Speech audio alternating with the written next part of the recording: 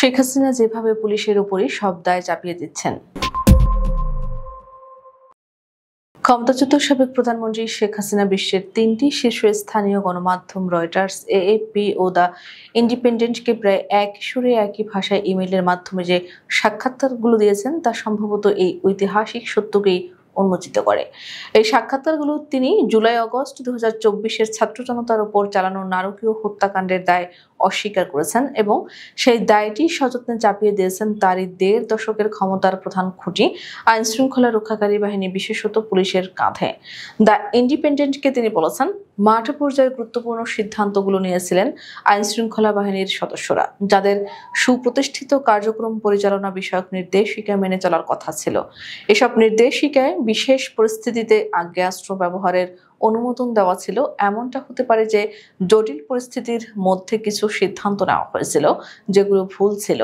এএফপিকে আরো নির্দিষ্টভাবে শেখ হাসিনা বলেছেন, আমার বিরুদ্ধে অভিযোগ আমি ব্যক্তিগতভাবে আইন শৃঙ্খলা রক্ষাকারী বাহিনীকে জনতার উপর গুলি চালানোর নির্দেশ দিয়েছি, এটা সম্পূর্ণ ভিত্তিহীন।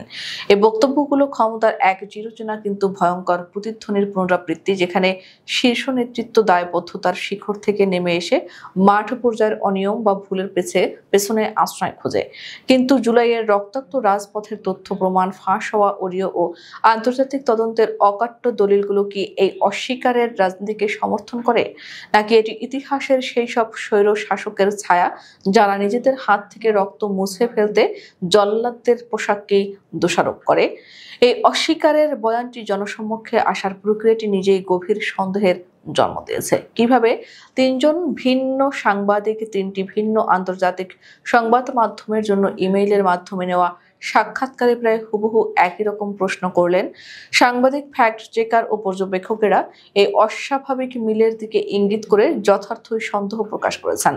আমরা সবাই জানি, জাতিসংঘের মানবাধিকার হাই কমিশনারের কার্যালয়ের প্রতিবেদন অনুযায়ী জুলাই-আগস্টের সেই কালো দিনগুলোয় ১,৪০০-এর বেশি মানুষ নিহত হয়েছিলেন, যাদের মধ্যে ১২ থেকে ১৩% ছিল শিশু।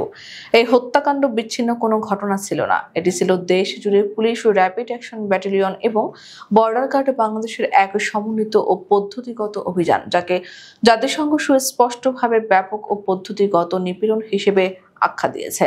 ব্যক্তিগত নির্দেশের অভিযোগকে যখন শেখ হাসিনা সম্পূর্ণ ভিত্তিহীন বলে উড়িয়ে দিচ্ছেন, তখন তার নিজের কণ্ঠস্বরে তার বিরুদ্ধে সবচেয়ে বড় সাক্ষী হয়ে দাঁড়িয়েছে। বিবিসির অনুসন্ধানী দল বিবিসি আই 2025 সালের 9 জুলাই প্রকাশিত তাদের প্রতিবেদনে একটি অডিও রেকর্ডিংকে সামনে নিয়ে আসে, যা বাংলাদেশের ইতিহাসের গতিপথ নির্ধারণে অন্যতম গুরুত্বপূর্ণ প্রমাণ হিসেবে বিবেচিত হচ্ছে।